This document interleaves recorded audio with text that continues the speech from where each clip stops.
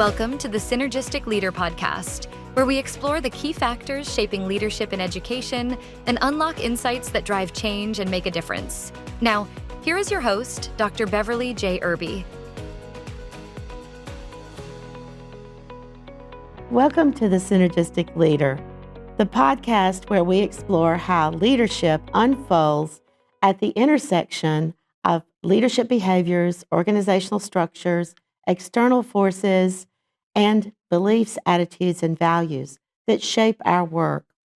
I'm your host, Dr. Beverly Irby from Texas A&M University, and today we are honored to welcome an internationally recognized scholar whose work has significantly deepened our understanding of how her own leadership influences leadership, teaching, and learning. Joining us today is Dr. Jingping Sun, professor in the College of Education at the University of Alabama. Dr. Sun is widely known for her leading scholarship and research on transformational and successful school leadership, policy evaluation, and large-scale leadership development. Her work has helped illuminate the ways schools and system leaders contribute to improved student outcomes across diverse contexts.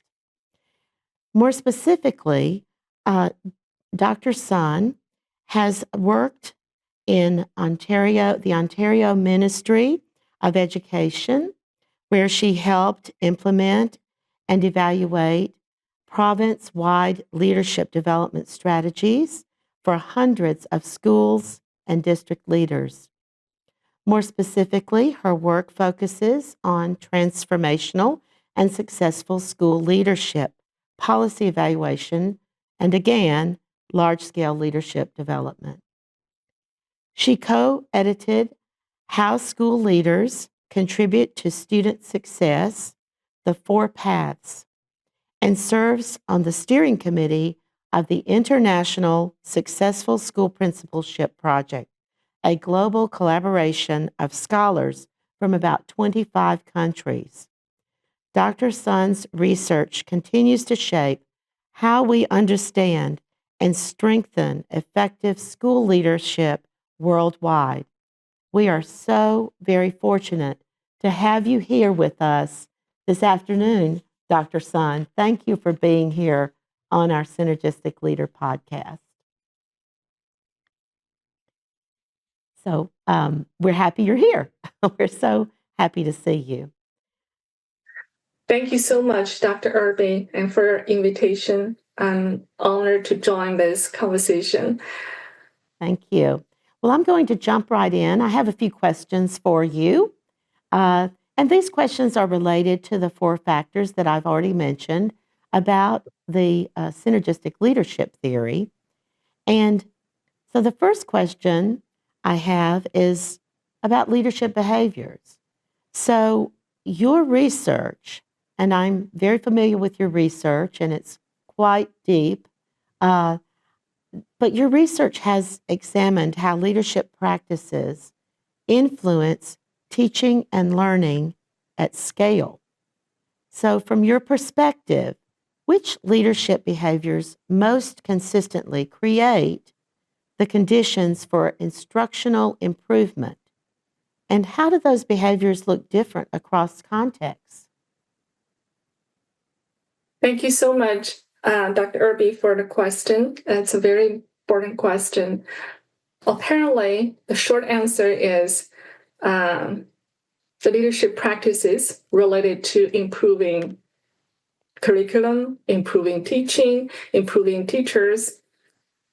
That being said, we know that principals spend time on different things. And based on 2018 OECD report, we know that, for example, on average, principals spend only 16% of their time on instruction-related tasks.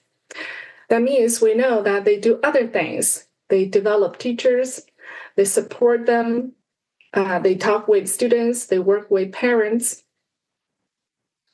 So what we found recently from our synthesis of hundreds of case studies from the ISBP, the largest, longest running international successful principalship project, we found that what distinguishes successful principalship is the breadth of the leadership practices that they employ. Just in different contexts, they select a different combination of the practices. And also what we found is what distinguishes successful principals from the others is how they enact upon those common set of leadership practices with intensity, the intensity, frequency with which that they enact upon those leadership practices, and with contextual intelligence and political acuity. And of course, moral purpose and values. So what we found is, so far, based on decades of research, we know, yes, there are commonality among successful principals across countries. We know that a set of common core practices, and in US, as you know, UCA released professional leadership standard, school leadership standard and district in 2018. And that standard was developed by a group of leading scholars chaired by Dr. Murphy. And that standard has been adopted by many states. And we, although modified a little bit, varied a little bit in different states, but we all have that common set of leadership practices, the standards we know that they're effective. However, what differentiates successful principals is how they innovatively enact upon those common set of practices. For example, in different contexts, this is what we found, the emerging patterns from our metasynthesis of ISPP case studies. In low SES schools, in poor schools with a lot of students from poor families, successful principals usually prioritize practices, strategies, for example, like to improve school safety and disciplinary climate. And in affluent schools, the districts, high SES schools, principals on developing teachers and encourage them to experiment, to innovate, and also encourage and expand extra curriculum. And in elementary schools, principals focused on the primary basic skills like literacy, numeracy, math, reading. But in high schools, they foster teacher autonomy and they prepare students for adulthood, employment, or job market. And in the schools that have a lot of students from different diverse contexts, from different ethnicity, they provide culturally responsive curriculum, teaching, and leadership. So it's how they enact upon those leadership practices. Thank you. Well, certainly thinking about those leadership behaviors, those practices that they have to do and enact upon that, they have to think about how they can sustain those behaviors, right, over time and as they reform or as they improve their schools. So those are really critical pieces. I hope they all are able to read about those those strategies and practices from your wonderful meta-analysis that you did. Thank you. So I have another question that's related to organizational structure, which you've mentioned a little bit in your first answer there as we are discussing this. You've studied leadership both at the school and system levels. including your work with the Ontario Ministry of Education there in Canada. And so what organizational structures most effectively support leaders in translating policy into meaningful classroom changes on their campuses? Thank you.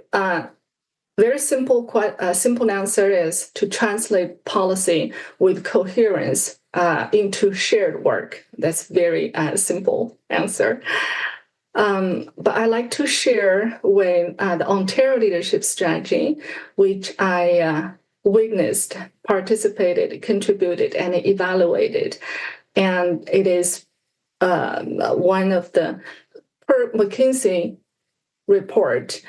It's probably the most comprehensive leadership strategies in the world that significantly contributed to student learning.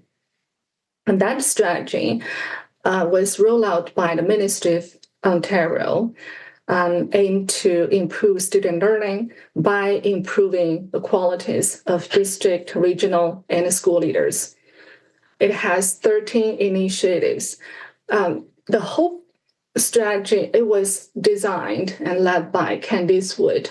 He was the advisor for this whole project strategy, and with the support from the Ontario Premier, the provincial Premier. It's the whole strategy is premised on the assumption or research that we all know educational leaders improve student learning indirectly through improving classroom conditions, curriculum, teacher, through improving school conditions, and through working with parents and communities. Or more specifically, we can call it a four-path model that Candice Wood developed based on 25 years of program research. And then the school is one system, is situated in a larger system, district.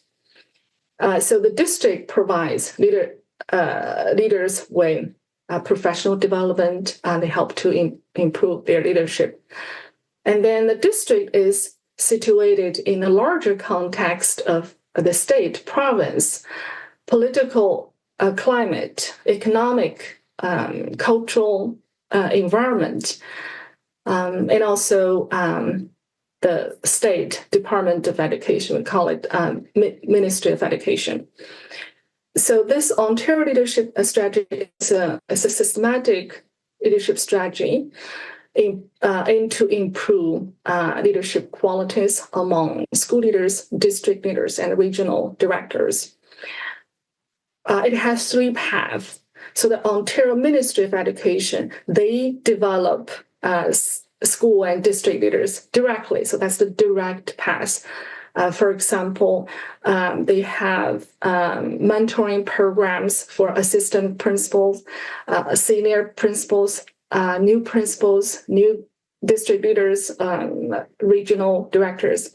Very similar like the mentor program that you have in the RAISE project and now in our school enhancement project. So that's one thing.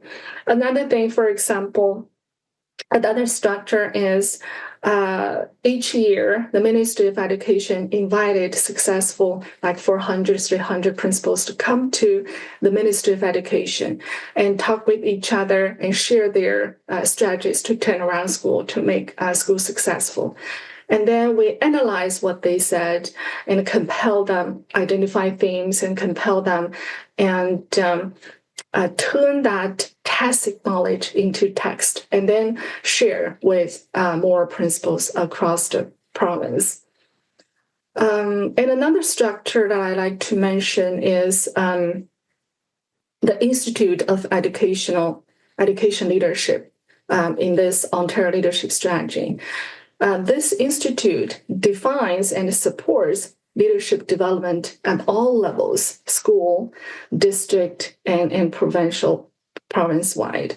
It fosters the use of research to build leadership capacity and it facilitates alignment among leaders at the provincial, district, and school levels, and encourage communication about leadership issues across 9 member associations.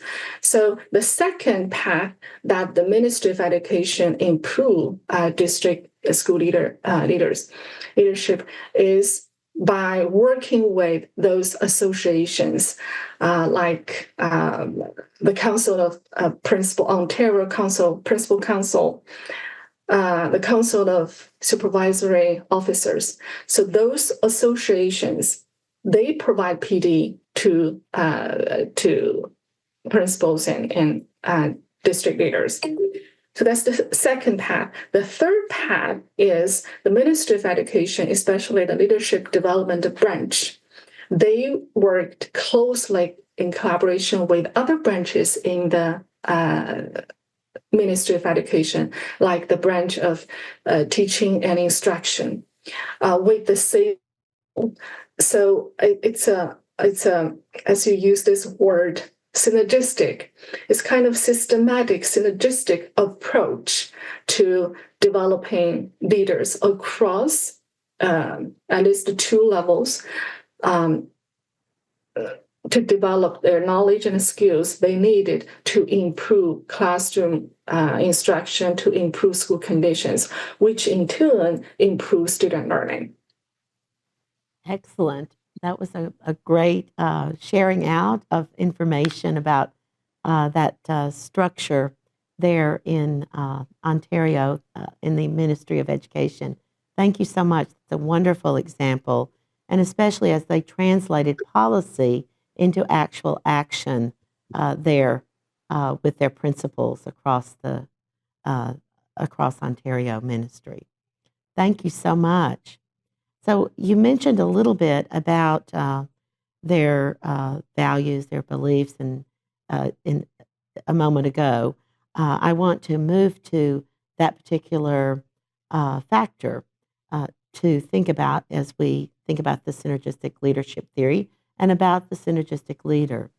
So educational leaders today operate with, as you know, complex, very complex policy environments. They're within that complex policy environment, and they also have complex accountability systems.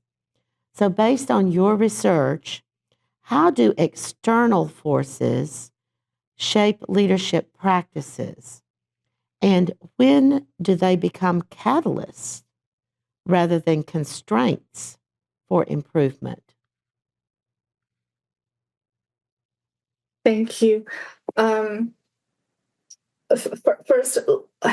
when we think about the complex environment in which principals working, there are many factors.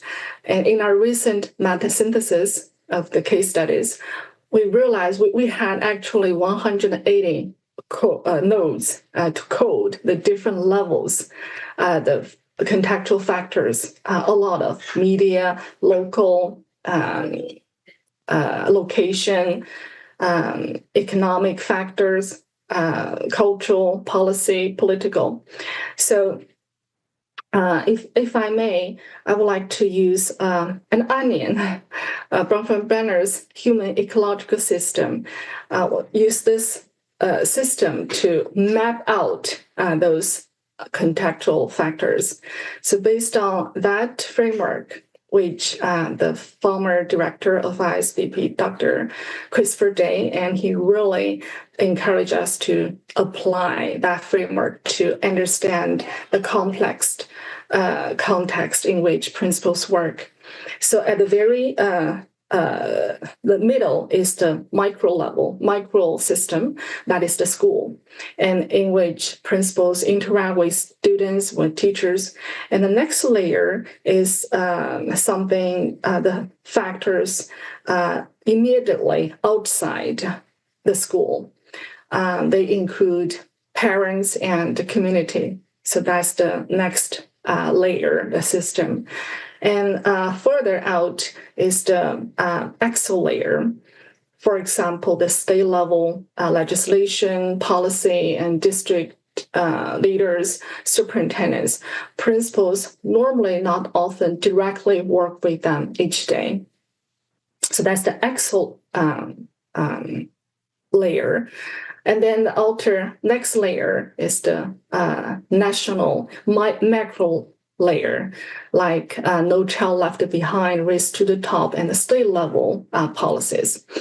And the last layer is the temporal, which I will come back to this shortly. That relates to one dimension of complexity of principalship that you just mentioned, the complexity. So basically the principals, they mitigate and navigate across through these layers of context, and they interact with stakeholders in different systems. What we found is the successful principals, they proactively use the sources from external demands to achieve the school goals. And they also they try to strike a balance between what they can get, for example, from the superintendent, and how much you can reach out. They kind of strike a delicate balance there. And also they need to strike a good balance between their well-beings and the demand, what they are demanded to do. And also they can successfully align their personal, professional, career goals with the school goals and district or state goals. So those are some of the strategies they use. They also they apply system thinking, and they respond, adapt, react to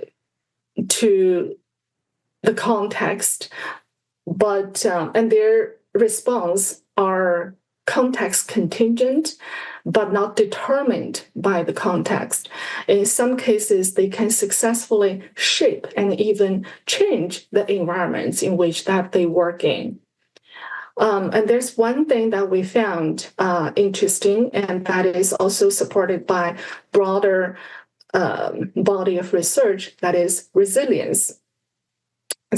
When we think about resilience, we usually think, oh, the principals are resilient. Yes, that's crucial. But the other aspect of this is they're not only themselves are resilient, but they also inspire resilience in others in the schools, in the stakeholders, so that they are building the organizational resilience to deal with the changes. And in our current era, the changes are sometimes dramatic. The uncertainties are the very challenging, severe, adverse situations sometimes they have to deal with. So that requires the organizational resilience. The stakeholders work together to deal with the setbacks or adverse challenges. So, thank you. Well, certainly, resilience is a piece of taking those policy changes and those external forces and moving them forward positively. And you mentioned something earlier about shared leadership as well. So where they also share that leadership with the teams on their campus, and you mentioned with the district personnel too. So those are great suggestions for principals out there, for other leaders to take into account, certainly when they're dealing with their external forces. So thinking about those attitudes or how they do move that forward, I'd like you to think about your international and comparative work that you've done, and what core beliefs or mindsets distinguish leaders who are able to create sustained improvement from those who struggle to do so. Mm-hmm. Yeah, well, we found 8 categories of leadership qualities that are features of successful principals. It includes their cognitive capabilities, emotional intelligence, social intelligence, the way that they frame problem-solving expertise. And one category, yes, is values and beliefs. Successful principals demonstrate a set of values, but on top of among all of them, on top of them are caring for students, caring for teachers, and caring for parents and the community. So the caring is at the very center of all the values. Another thing is firm belief in all children can learn, all children can succeed. That's another most frequently reported values and beliefs. And also, in addition to that, we found compassion, resilience, as you mentioned, confidence or efficacy, flexibility, commitment, openness, fairness, being fair and transparent, system thinking, and also improvement-oriented utopian approach. That's very interesting. It's all successful principals were reported that they firmly believe that every child can succeed, and they firmly believe their teachers can do their job, and they firmly believe their school can be successful, and they strongly base their leadership strategies based on research. This kind of utopian mindset approach. And also lifelong learning, approachability. Yeah, those are on the top of the other, That's factors. Great. You know, I'm thinking about, I think about synergy, and those are really key pieces to a synergistic leader, aren't they? To be caring and to think about others and to put others first and to really support them in their community and believe in the students and the teachers and the families and help them to move forward. And so that's a beautiful thought. Thank you. Thank you, Dr. Sun, for that. So just bringing everything together, when you think about leadership behaviors, you think about organizational structures, external forces, and attitudes, values, and beliefs, and they all are interacting together. What does true synergy look like in a successful school system or leader to you? If I may, I would like to envision a kind of a graph. We talked about the onion that represents the human ecological system, layers of contextual factors that influence what principals do. If you can imagine that is one onion. But there's another onion. We can apply this human ecological system framework to explain how the principal grows up. So in the center of the second onion, to the left, is the principal, the child. So when the principal grows up, she or he, let's use the female, she is influenced by her parents, by her communities, her school, her teachers, her mentors. And if, for example, this principal has a child who has autism, and this principal probably firmly believes in special ed and may be an expert in that and would encourage special ed in her school.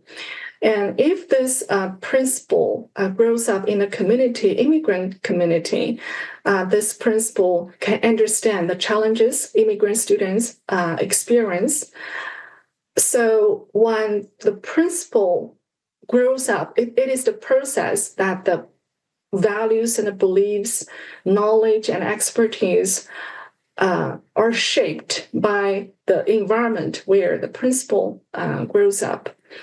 So when the principal grows up, let's say 30 years later, the principal use that perception that has been formed over years to look at the new reality, new school, where the principal is appointed as a principal.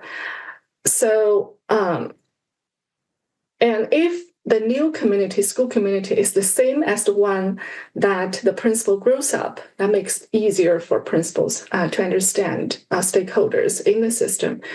But sometimes the two systems could be quite different. So,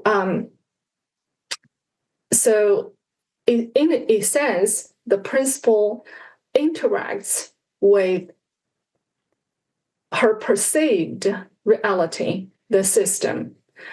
And also teachers respond or interact with this principal actually is not the real person, but the principals, as teachers also interact with their perceived principalship.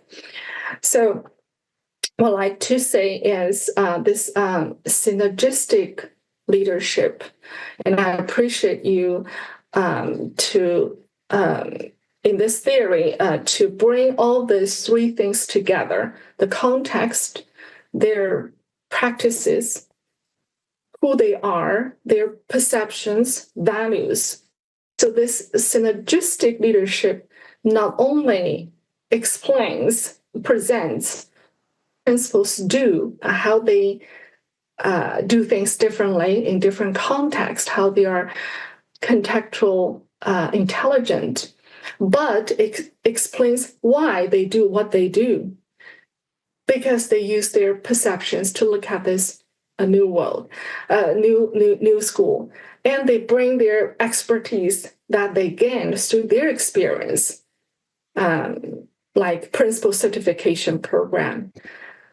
So, and in the past, or up to now, we have different schools, leadership theory, schools of leadership theory, behavioral, information processing theories, moral leadership, and the context emphasized kind of theories like contingent theories.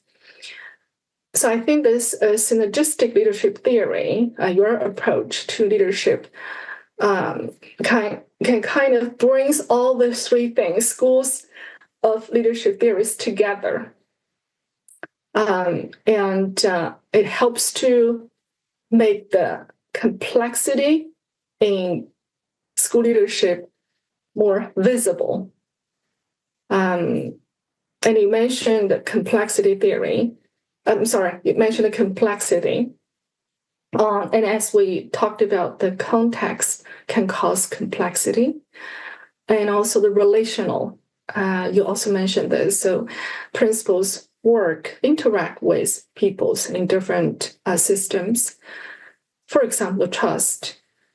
And if the superintendent leaves, holding everything else constant, the same in all the nested systems, one principal can choose to leave, another principal can choose to stay. So that is really the relation between people that influence what principals do. So that's the relational. And also there's another factor of time.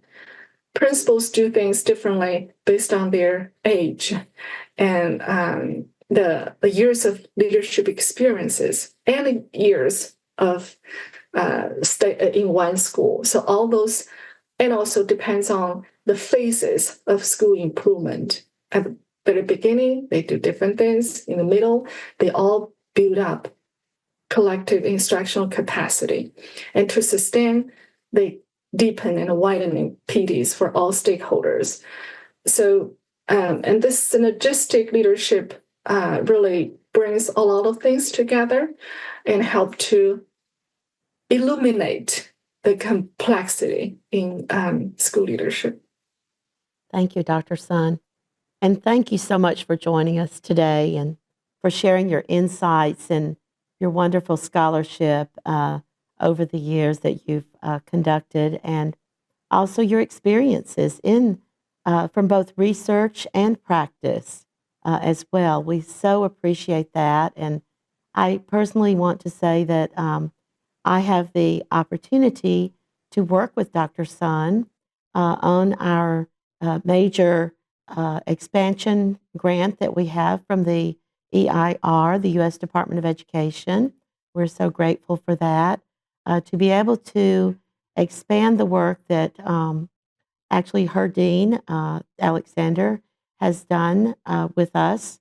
And we are working in across the country, north and south, in helping to improve schools, to enhance schools, and to turn them around as we can and support them.